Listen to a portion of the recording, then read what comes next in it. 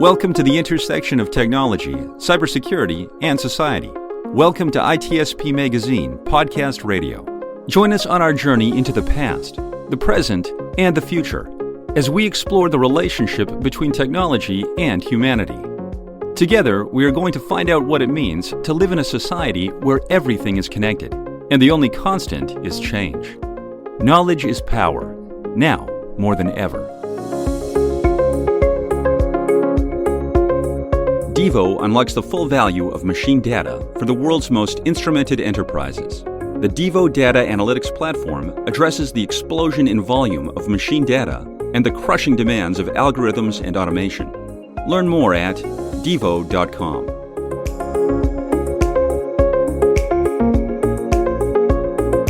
Marco. Sean.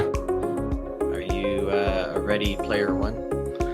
You know, you must know, and maybe you're bugging my apartment or something, because I'm actually reading that book right now, and I am addicted to it. I can't believe that after all these years, I haven't read it, and so I'm truly enjoying it. So I am Ready Player One, and I hope you're Ready Player Two.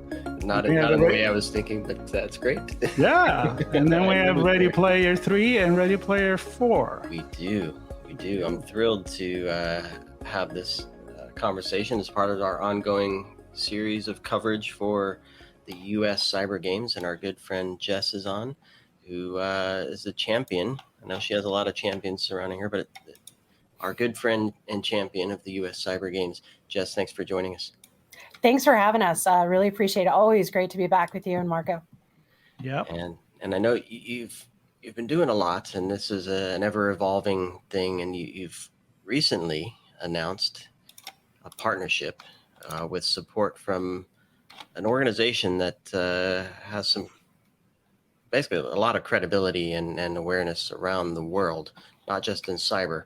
And that's kind of the whole point of these conversations, is that we need everybody to consider the role of cybersecurity as a profession, and branch into technology and back into cybersecurity, and look for opportunities and have organizations support those opportunities and be trained in those opportunities. And I'm going to stop rambling, because we're going to hear more about the Cyber Games in this new partnership. So I'm going to pass it back to you, Jess.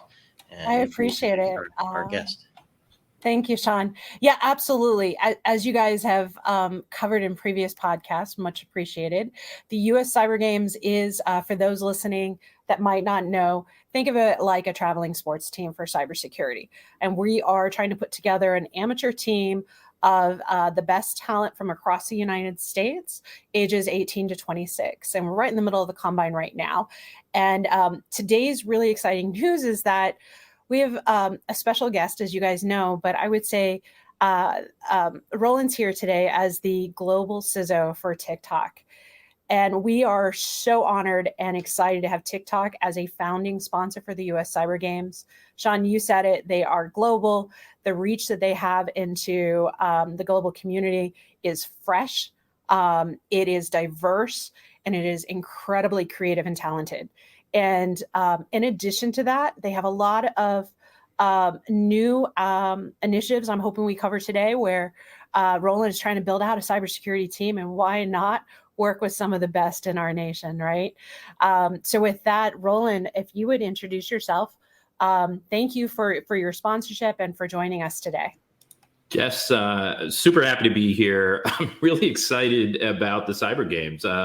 You guys had me at hello when we initially started talking about it, and it's a huge area that I'm passionate about. I can't wait to talk more about it. As not just as we're growing our own cybersecurity team, but as I think about the future of business operations protection and really how this career field has morphed over the last 20 or 30 years that I've been doing it. I mean, this is one of the most exciting opportunities I've seen to be involved in, about the future of practitioners, about how we create, best in class people that go deliver our workforce in the future. So I'm excited about learning more with you along the way, but I'm as excited as seeing these young athletes, if you will, really take the lead and start to form what our careers will be going forward.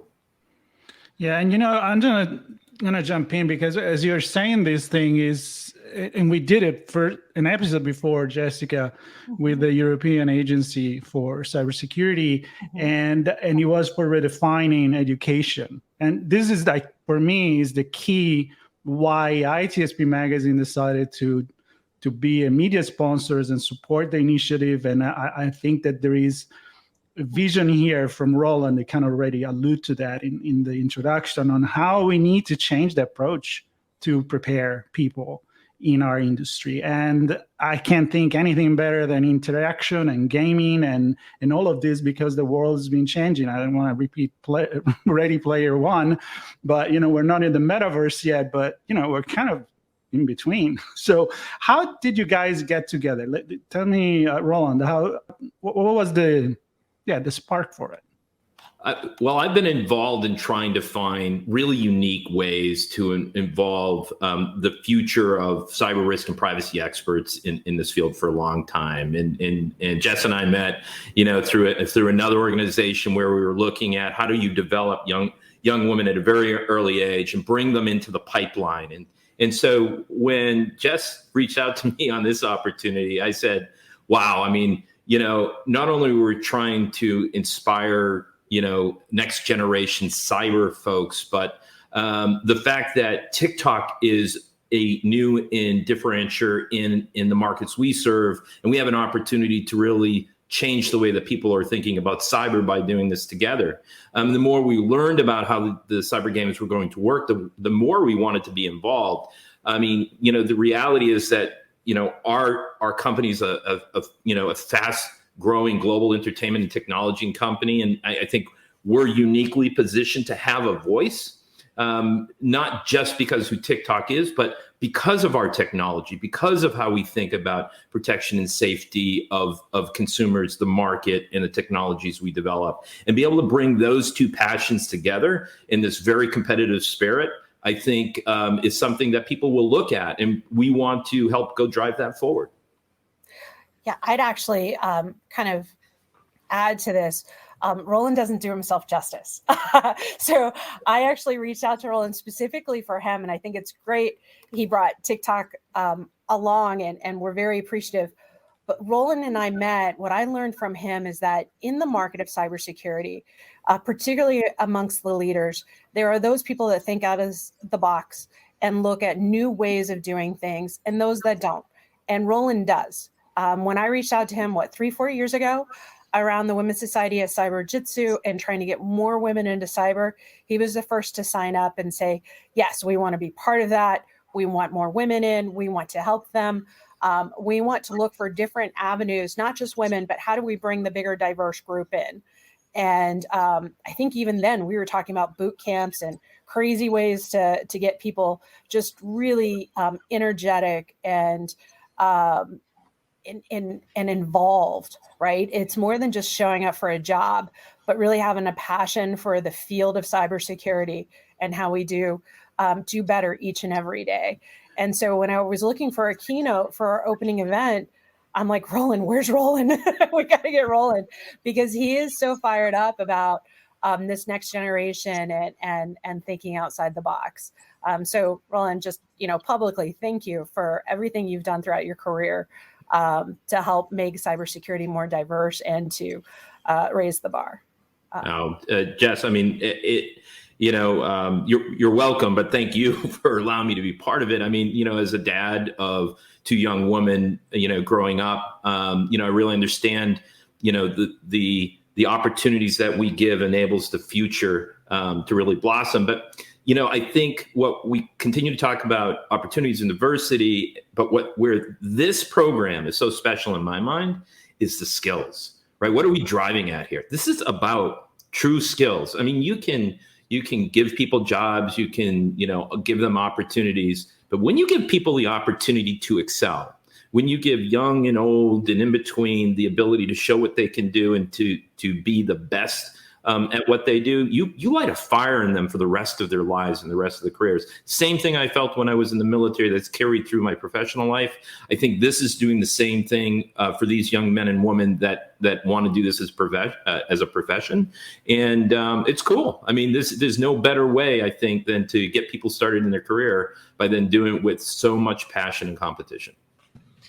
Yeah, and Roland, I want to stay with you for a moment here, because if I were to just take a quick scan across security events and the security market, and let's face it, sponsors of things that happen that support analysts and practitioners in the security space, it's often driven by security vendors, right? Mm-hmm. Who then ultimately have the benefit of potentially selling more products to other companies. Very rarely do we see somebody with your experience in different sectors come to the forefront, be a representative personally, but then also have the backing of a non-security vendor company come to bear and say, this is important. We're putting it all out there. I'm invested. The company's invested. This is good for the practitioner, and this is good for us as an organization. Talk to me a little bit about that, why this is good for TikTok to be involved for the games and good for TikTok to be involved for the market overall, not just security. Well, I think there's a couple reasons. And personally, there's some social accountability here, right? If you do this for a living, you better do this for a living, meaning you better be all in, you better understand your job, and you better be able to deliver it. So, I'm that type of person. It's the type of teams I build, and it's the people I want to work with on a daily basis.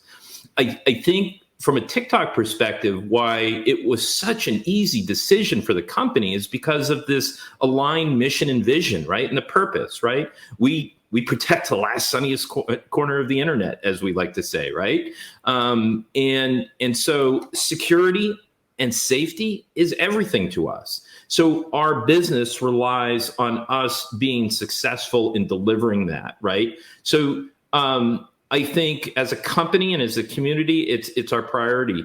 We have families, we have the young, we have the old, and our thought is as people start to, head back to school and start, getting their minds back into what they're going to do for their lives. Last Saturday, I just dropped my daughter off at college, right? People are now getting into that mode. So we're focusing on inspiring that next generation of practitioners at the time that they're heading into education. Now, I think, whether you're young or old, or you're just getting into this, we want people to be educated in what they do. Our platform is a spirit for people to explain what they do. And so, we get that opportunity as practitioners and employees ourselves, to go do that. We're coming up to something that we all embrace deeply, Cybersecurity Month in October, in delivering this message. So I think all of these things have, kind of aligned at the same time that allows us to deliver the passion we have for what we do, allows the company to continue to protect the consumers they do around the globe. And, for me, I get to go find the best talent and help deliver it to the market, which is important to me. And, I want to add to that, because when we say, as we say often, that every business is a technology business nowadays. Either you put it at the forefront of your brand, or you don't. You work with technology, and you need to be secure. There is a value for every brand. And so I would say a company like TikTok, for sure, other company in the same service area, but there are other companies. I'm going to go to Jessica with this, where I think the key is to involve even companies that are not even related to the technology as a strict concept of technology. So I think, and you may confirm this as a marketing person as well, that maybe that's an important value proposition for every company to get involved into prepare the future generation and to be secure. What are your thoughts on that? I would say absolutely. And I'm sure Roland could talk about the latest threats and attacks that the nation has been facing in terms of ransomware and cybercrime across the board. But the reality is that it's part of everybody's reality today, right? Whether you're the individual with a cell phone, or you're a small business, a mid-sized business, or a financial institution. Cyber skills are needed by all technologists. And it's not something that we can put a border around, we can put a wall around and protect the nation. We need to be able to encourage, inspire, educate, and train as many folks that are interested in cybersecurity across the nation as possible, so that we can start building from a secure mindset, so that we can integrate with security at the forefront, so that we can start doing business with confidence and trust. And that's really part of the U.S. Cyber Games, right? We've got to reach these 18 to 26-year-olds and inspire them to think of cybersecurity, if not as a career, as part of their life going forward. Some of these skill sets will easily cross into IT or research or consulting, depending on where they take their career. But having good cyber strong skills is good for everybody. I don't know, possibly Roland, you have some thoughts around that too. Yeah, what's interesting is, I think when you talk to young men and women about cyber, sometimes you get that veil blank stare of like, what does it even mean? When I started, it was a very small career field, and it was very specific around engineering and some coding and development. Now it's so diverse. I mean, in our organization alone, we have 19 different core disciplines, 19 in security, risk, privacy operations, data defense, forensics. I mean, on and on and on. So how do you make that interesting? How do you get that voice out there? You do this. You have these discussions. You enable things like these cyber games where you get people hooked on it by seeing it in the light that they see it today. I get poked fun of at work all the time because I'm doing like internal TikToks and I'm doing a lot of videos and things like that, because that's what the workforce is listening to. This is who they are. And so we have to do things the way the future workforce is going to look at it. And what's more exciting than making it a little competition? What's more exciting than, getting medals like our physical athletes get? I mean, being able to explain the incredible opportunities that can unfold in this career and doing it in a way that young people understand will get us a lot further than just simply, talking about the jobs of old. So pretty excited for this really new spin on getting the industry involved. Yeah, and I'm going to stick with the skills part a bit more, Roland, because you have to reach them, right? So global audience, let's connect with them. You have to inspire them and get them excited. Wonderful. Gaming is it. The way they like to work and learn, let's give them that experience. But then you have to make it relevant, right? So that the games have to actually represent real life, the life that you're dealing with every day, Roland, the life that your 19 disciplines deal with every day. So how do you see the games bridging that gap? Because it's necessary to get that full circle back to the organization to make all of this worthwhile.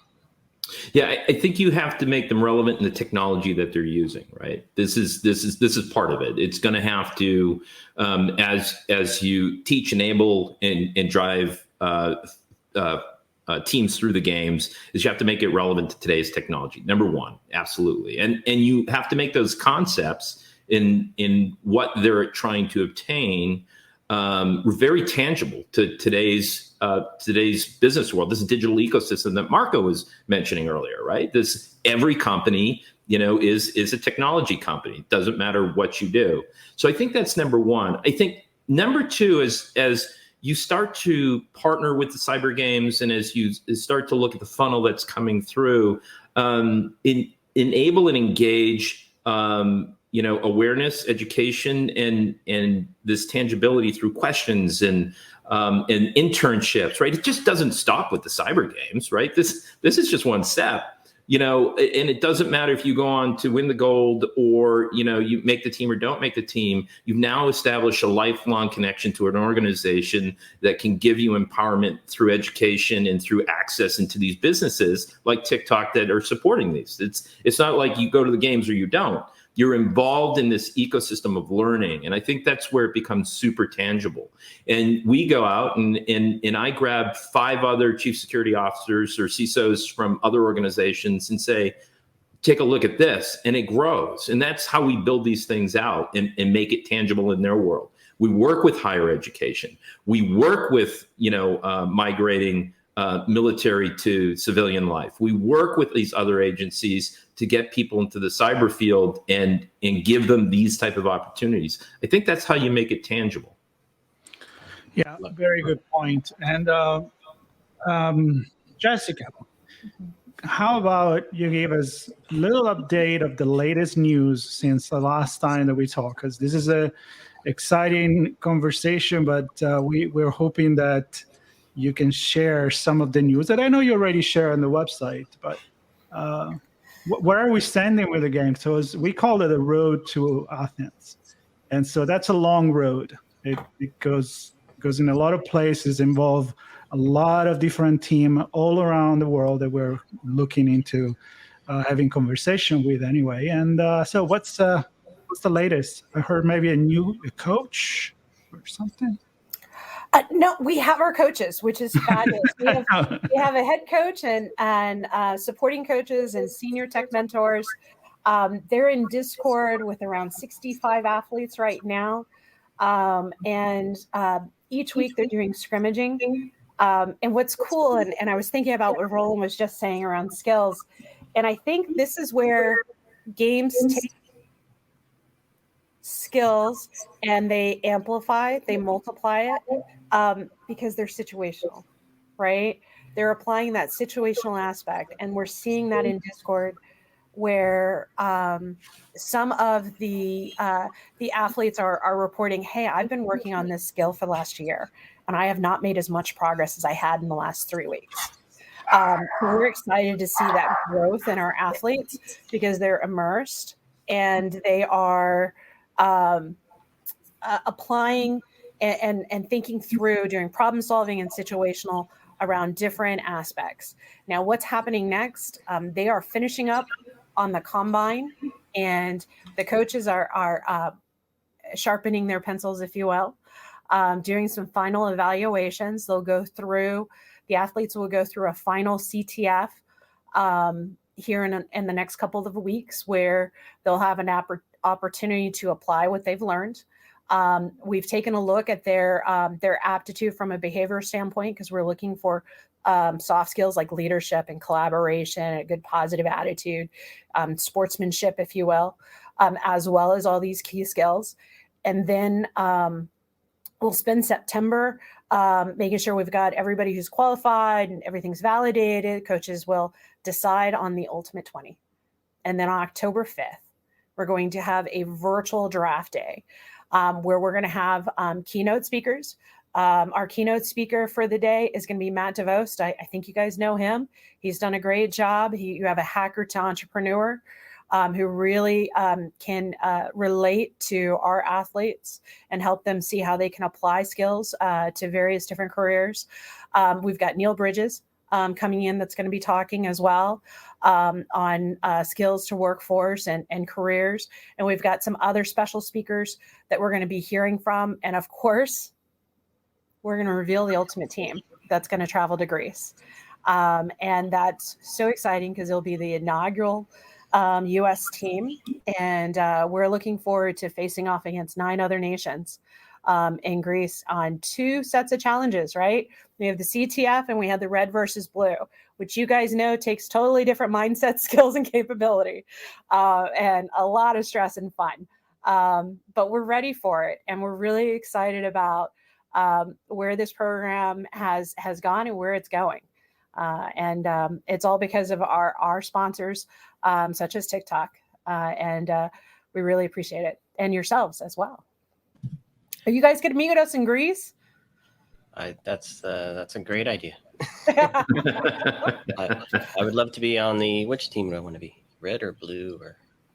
Oh, you take red, I'll take blue this time. All right, perfect. We'll do that. There is always purple. So. It's true. It's funny you guys say that, and I've been thinking, really through what Sean had mentioned earlier, and I love the fact that Jess brought up, this concept of the red and the blue and what they're doing in that space. But what's interesting is if you think about when you bring a practitioner in and you're talking to them and you're educating them through these teams and these competitions about what that means, and you're applying that to applicable world, and you say, well, you're red team, so you're a pen tester. No, you're not just a pen tester. You can do global vulnerability assurance. You can belong to major enterprise risk organizations as a controls assurance person. You can belong to trust and transparency groups that ensure the efficacy of defensive programs and organizations. Like, your career can go in so many directions. And that's what's exciting about these games, getting to talk to these young people about, really the future of what they can do. And